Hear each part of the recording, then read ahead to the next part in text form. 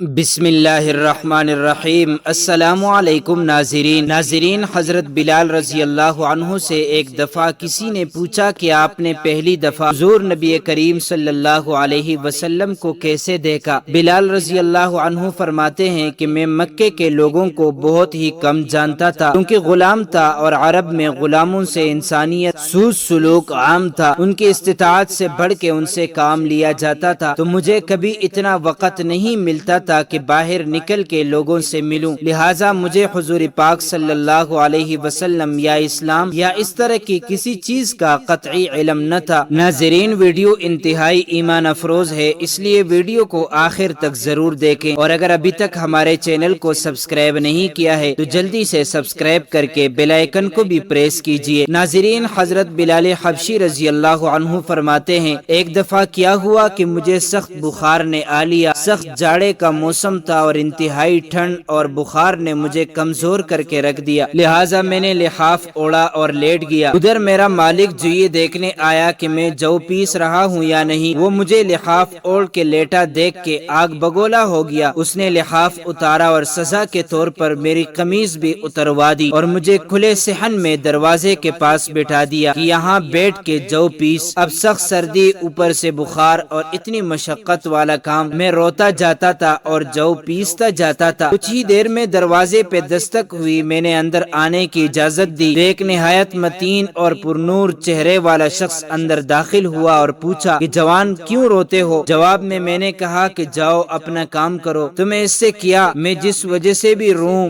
یہاں پوچھنے والے بہت ہیں لیکن مداوا کوئی نہیں کرتا۔ قصے مختصر کہ بلال نے حضور صلی اللہ علیہ وسلم کو کافی سخت جملے کہیں۔ حضور صلی اللہ علیہ وسلم یہ جملے سن کے چل پڑے۔ جب چل پڑے تو بلال نے کہا کہ بس میں نہ کہتا تھا کہ پوچھتے سب ہیں، مداوا کوئی نہیں کرتا۔ حضور یہ سن کر بھی چلتے رہے۔ بلال کہتے ہیں کہ دل میں جو ہلکی سی امید جاگی تھی کہ یہ شخص کوئی مدد کرے گا وہ بھی گئی، لیکن بلال کو کیا معلوم کہ جس شخص سے اب اس کا واسطہ پڑا ہے وہ تو رحمت للعالمین ہے۔ بلال کہتے ہیں کہ کچھ ہی دیر میں وہ شخص واپس آ گیا، اس کے ایک ہاتھ میں گرم دودھ کا پیالہ اور دوسرے میں کھجوریں تھی۔ اس نے وہ کھجوریں اور دودھ مجھے دیے اور کہا کھاؤ پیو اور جا کے سو جاؤ۔ میں نے کہا تو یہ جو کون پیسے گا؟ نہ پیسے تو مالک صبح بہت مارے گا۔ اس نے کہا تم سو جاؤ، یہ پسے ہوئے مجھ سے لے لینا۔ بلال سو گئے اور حضور نے ساری رات ایک اجنبی حبشی غلام کے لیے چکی پیسی۔ صبح بلال کو پسے ہوئے جو دیے اور چلے گئے۔ دوسری رات پھر ایسا ہی ہوا، دودھ اور دوا بلال کو دی اور ساری رات چکی پیسی۔ ایسا 3 دن مسلسل کرتے رہے جب تک کہ بلال ٹھیک نہ ہو گئے۔ یہ تھا وہ تعارف جس کے بطن سے اس لافانی عشق نے جنم لیا۔ یہ تھا وہ تعارف جس کے بطن سے اس لافانی عشق نے جنم لیا کہ آج بھی بلال کو صحابی رسول، بعد میں عاشق رسول پہلے کہا جاتا ہے۔ وہ بلال جو ایک دن اذان نہ دے تو خدا تعالی سورج کو طلوع ہونے سے روک دیتا ہے۔ اس نے حضور کے وصال کے بعد اذان دینا ہی بند کر دی، کیونکہ جب اذان میں اشہد ان محمد رسول اللہ تک پہنچتے تو حضور کی یاد میں ہچکیاں بن جاتی تھیں اور زارو قطار رونے لگتے تھے۔ ایثار اور اخوت کا یہ جذبہ اتنا طاقتور ہے، اللہ ہم سب کو عمل کی توفیق عطا فرمائے، آمین۔ دوستو چلتے چلتے ہمیشہ کی طرح وہی ایک آخری بات عرض کرتا چلوں کہ اگر کبھی بھی اس چینل پر